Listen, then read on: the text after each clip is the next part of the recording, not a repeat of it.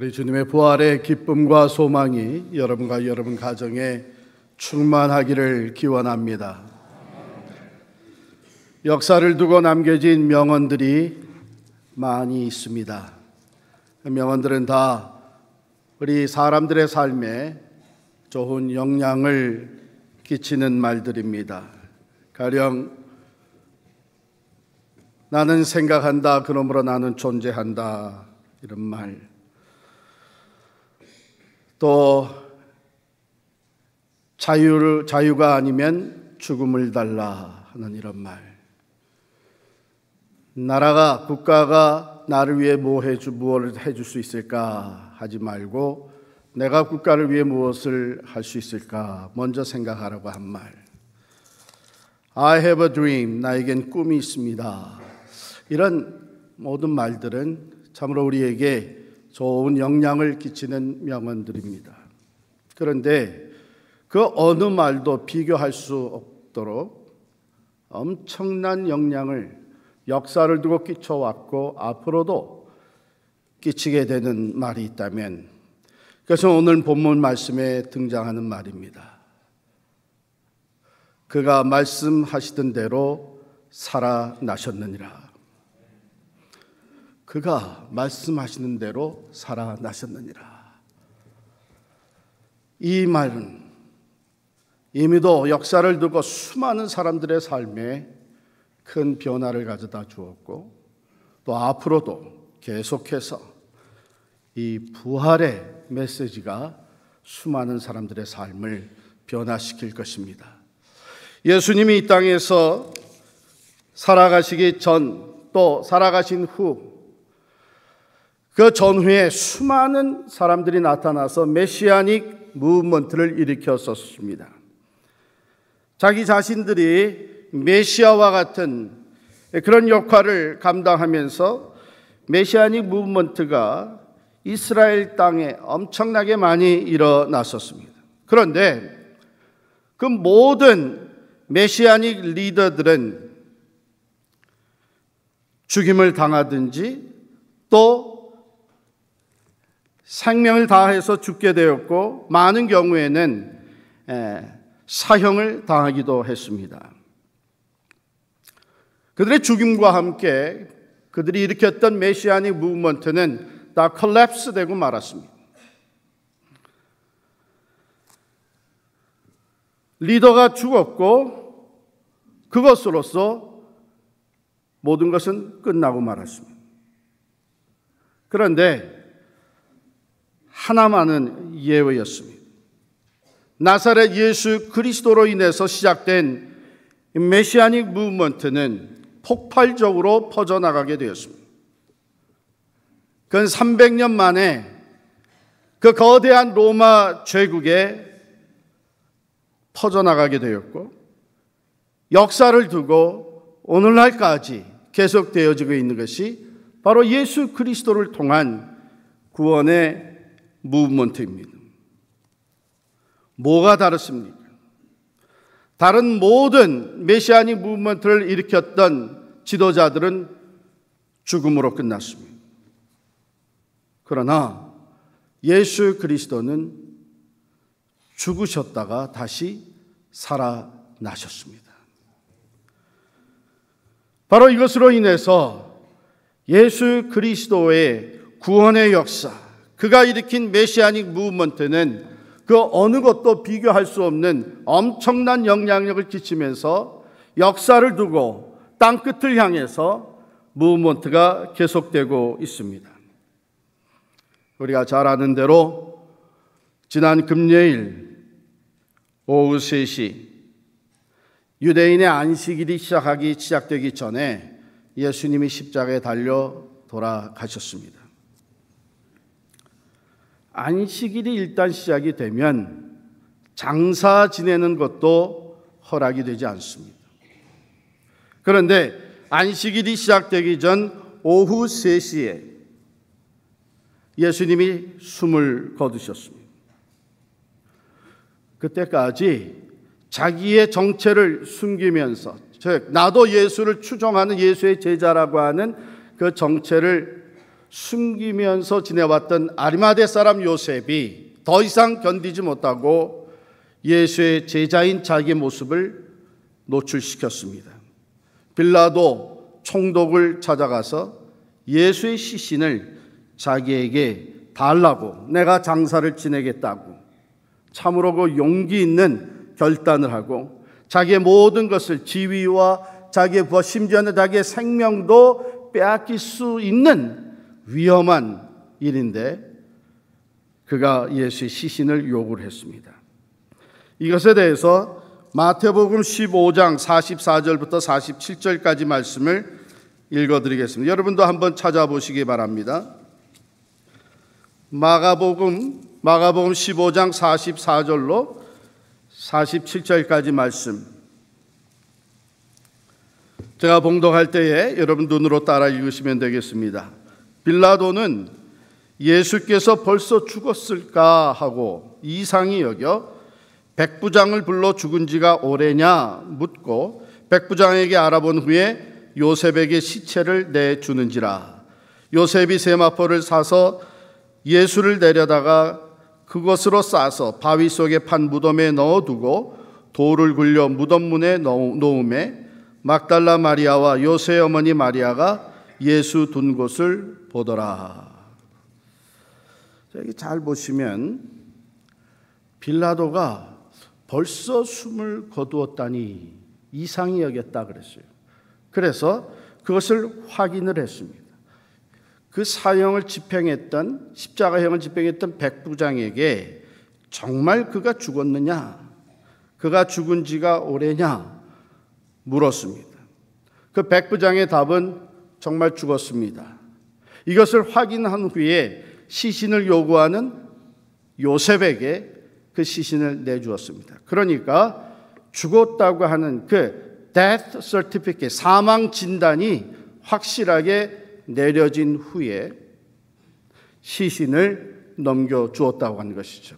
오늘날 우리가 아무리 병원에서 숨을 거두게 돼도 의사가 와서 마지막 사망 진단을 내리지 않으면, 사망 진단서를 사인해 주지 않으면 시신을 장의사에서 가져갈 수 없는 것과 마찬가지입니다.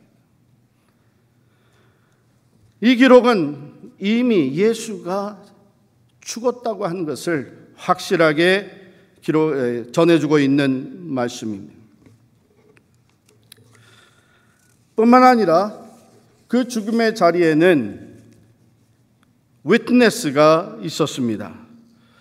막달라 마리아와 요새의 어머니 마리아가 예수 둔 것을 보더라. 저 두 사람의 증인들이 그것을 보고 얼마든지 증인의 역할을 할 수 있는 상황에 있었습니다. 예수의 시신은 마리마대 사람 요셉이 파두었던 자기 새 무덤에 안장이 되고, 안장하기 전에 세마포로 쌓았고, 그리고 큰 돌을 굴려서 그 무덤 입구를 막았습니다.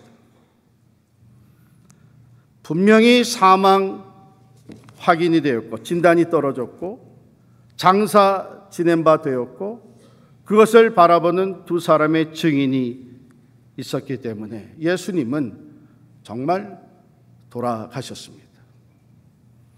부활을 믿고 믿지 않으려고 하는 사람들이 어떤 말을 했었나 하면 예수가 죽었던 것이 아니고 그저 정신을 잃었는데 그걸 그대로 장사 분신했다가 나중에 정신이 들어서 살아나신 것이지 죽었다가 다시 산 것이 아니다, 이런 말을 하고 있지만, 마가는 특별히 정확하게 사망 진단이 떨어졌고, 그리고 장사 지낸 바 되었고, 돌을 그 앞에 막았었고, 그것을 본 두 여인이, 증인들이 있었다.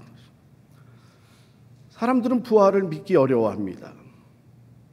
사실 우리 중에도 어떠면 정말 죽었다가 다시 사는 일이 있겠느냐 하는 의심을 가진 사람들도 있을 것입니다. 당시에도 대부분의 모든 사람들이 이 부활을 믿기가 어려워서 각양 자기 나름대로의 예수의 부활에 대한 해석과 또한 이의를 제기하곤 했습니다. 가령 헬라 사람들은 부활, 육신의 부활은 믿질 않았습니다. 사람이 죽게 되면 육체와 그 영혼이 분리된다. 그래서 육신이 다시 살아난다, 죽었던 자가 다시 살아난다 하는 것은 그들은 인정을 안 했습니다. 유대인들 중에, 이스라엘 사람들 중에 그 부활을 믿는 사람들이 있었지만 그 부활은 개인의 부활을 믿는 것은 아니었습니다. 이제 하나님께서 만물을 다시 새롭게 하시고 새 세계를 만드실 때에 그때에 총체적으로 General Resurrection이 있을 것이라고 하는 것은 그들을 믿는 사람들이 있었습니다. 그러나 예수 그리스도가 죽었다가 다시 살아났다고 하는 이 Individual Resurrection은 그들은 믿을 수가 없었습니다. 그래서 이것을 논박하는 사람 중에 한 사람, 2세기에 아주 유명한 철학자였던 셀서스라고 하는 사람은 이렇게 이의를 제기했습니다. 이 사람은 사실은 기독교를 대항해서 기독교를 반대하는 연설과 글을 많이 썼던 사람인데, 그가 부활에 대해서 이렇게, 기독교는 진실된 종교가 될 수가 없다. 왜냐하면 기독교가 주장하는 부활은 여인들의 증거를 내세우고 있기 때문이다 그랬어요.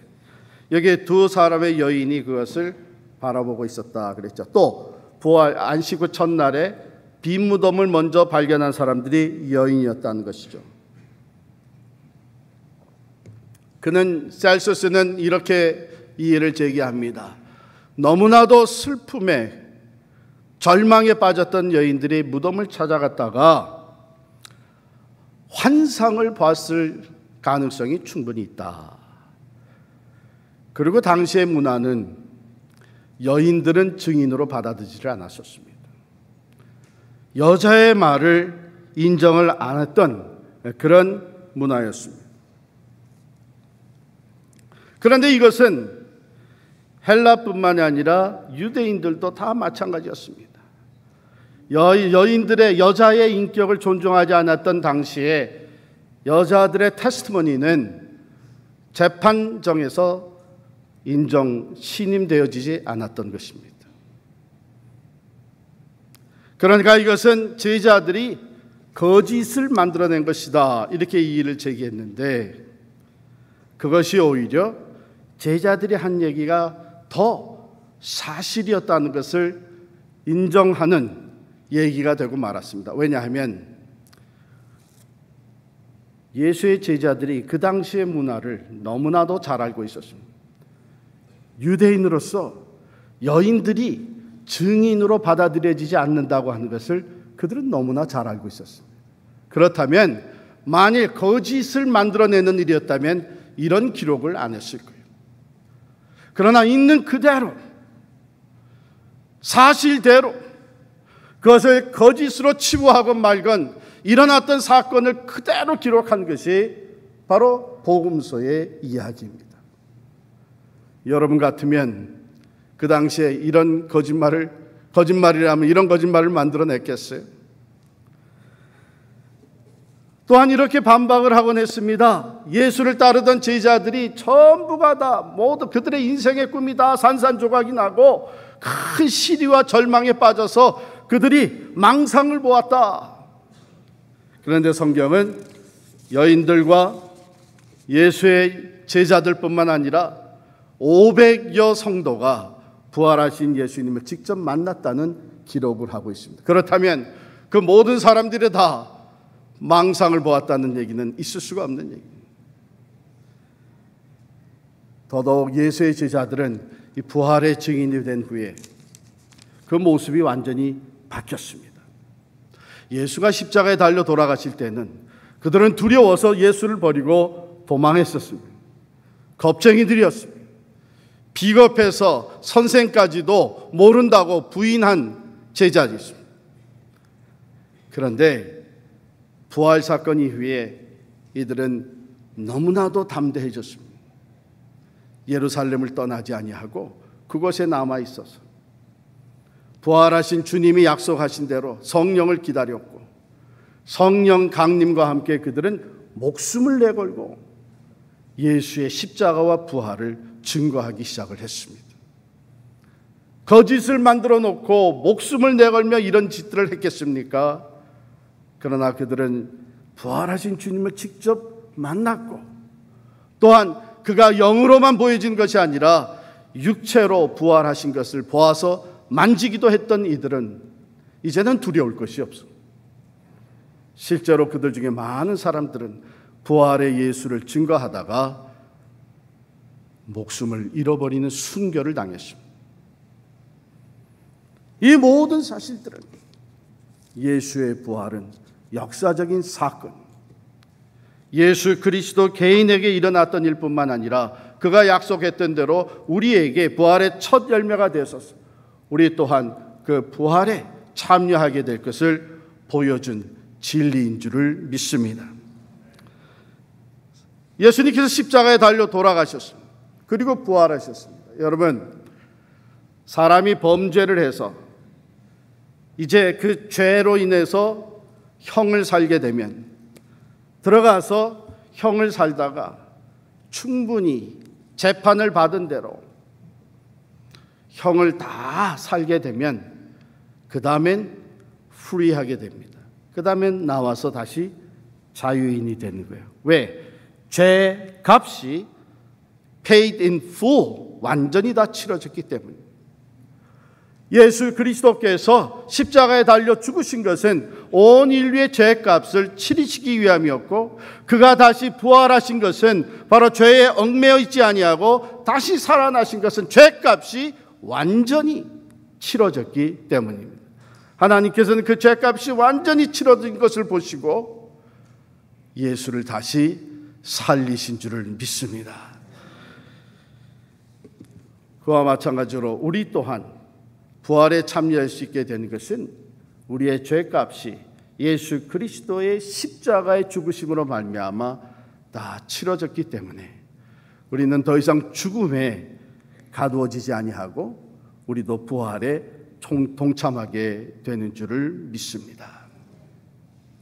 이게 성경이 기록하고 있는 부활의 증거이고 부활에 대한 진리이고, 또한 그가 말씀하시던 대로 살아나셨느니라 하는 이 말씀이 역사를 두고 수많은 사람들을 부활의 소망과 신앙을 가지고 하나님의 영광을 바라보며 살도록 변화시켜 주었습니다.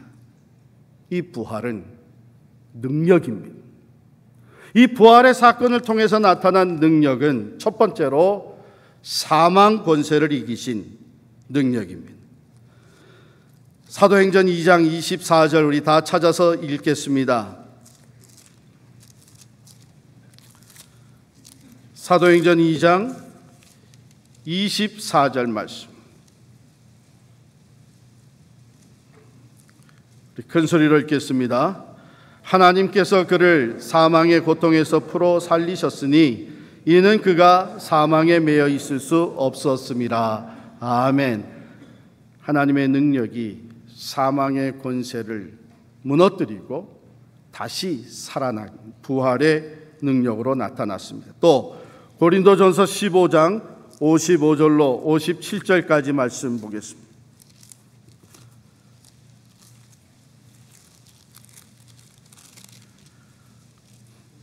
고린도전서 15장 55절로 57절까지 말씀 우리 큰 소리로 같이 읽겠습니다. 사망아 너의 승리가 어디 있느냐? 사망아 내가 쏘는 것이 어디 있느냐? 사망이 쏘는 것은 죄요 죄의 권능은 율법이라. 우리 주 예수 그리스도로 말미암아 우리에게 승리를 주시는 하나님께 감사하노니 그러므로 내 사랑하는 형제들아 견실하며 흔들리지 말고 항상 주의 일에 더욱 힘쓰는 자들이 되라. 이는 너희 수고가 주 안에서 헛되지 않은 줄 알미라. 아멘. 그렇습니다. 부활의 능력, 그것은 가장 먼저 사망의 권세를 이기는 능력입니다. 죽음 권세를 이기는 능력입니다. 율법으로 인하여 하나님의 그 정죄와 심판이 우리에게 임하지만 예수 그리스도의 십자가가 우리의 모든 죄값을 치러주심으로 말미암아 우리는 사망 권세도 이기신 예수 그리스도의 부활에 참여하게 되는 부활의 사람들이 된 줄을 믿으시기를 바랍니다. 두 번째 부활 사건을 통해서 나타난 것은 사랑의 능력입니다. 그는 우리를 사랑하시기 때문에 이 땅에 희생의 제물로 오셨고 생명을 쏟아바쳐 주셨고 부활하심으로 말미암아 우리들이 영원한 소망과 승리를 바라보며 살게 해 주셨습니다. 로마서 8장 38절 39절 찾아서 읽겠습니다.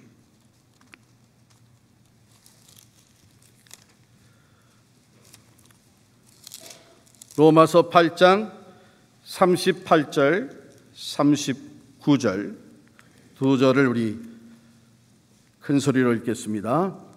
내가 확신하노니 사망이나 생명이나 천사들이나 권세자들이나 현재일이나 장래일이나 능력이나 높음이나 깊음이나 다른 어떤 피조물이라도 우리를 우리 주 그리스도 예수 안에 있는 하나님의 사랑에서 끊을 수 없으리라. 아멘.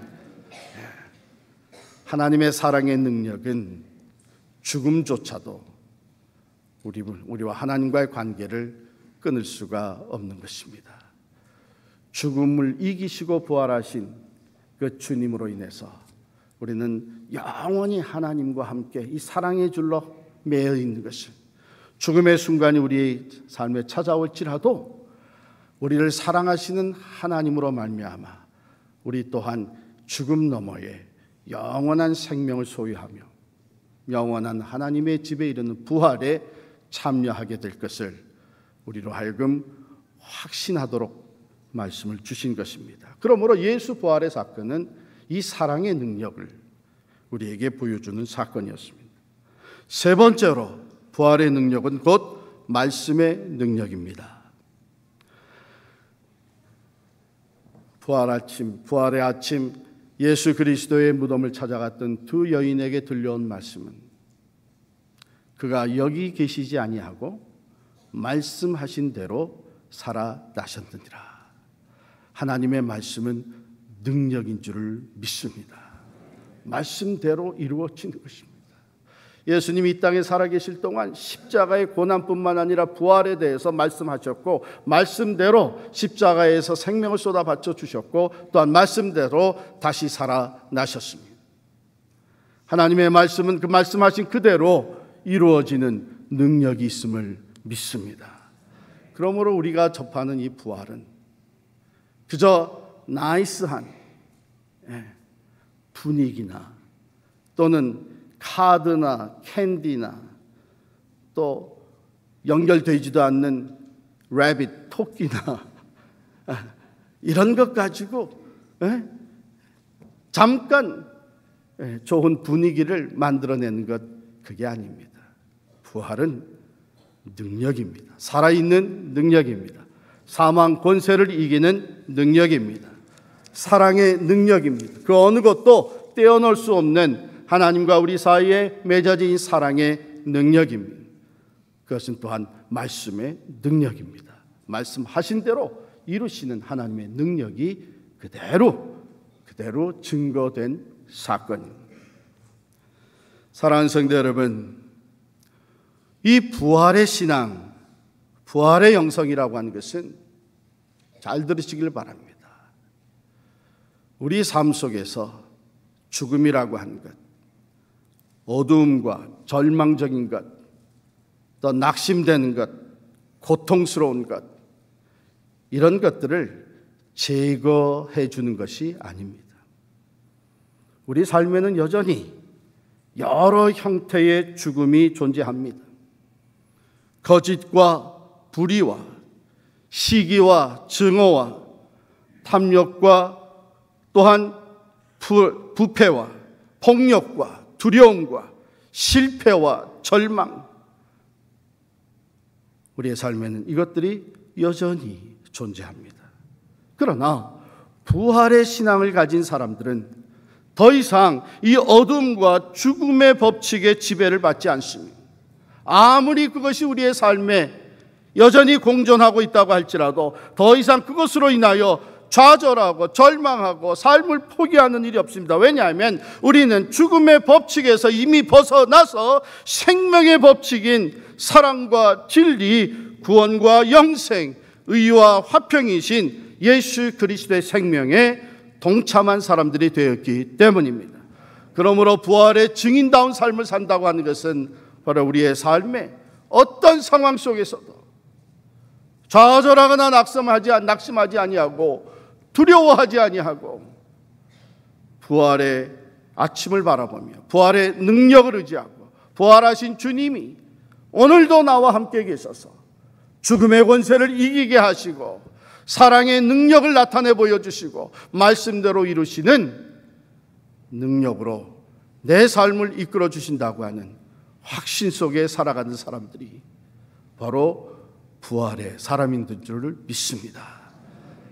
오늘 부활주일에 하나님이 주시는 이 부활의 신앙으로 충만한 여러분과 저의 삶이 될 수 있기를 간절히 축원합니다.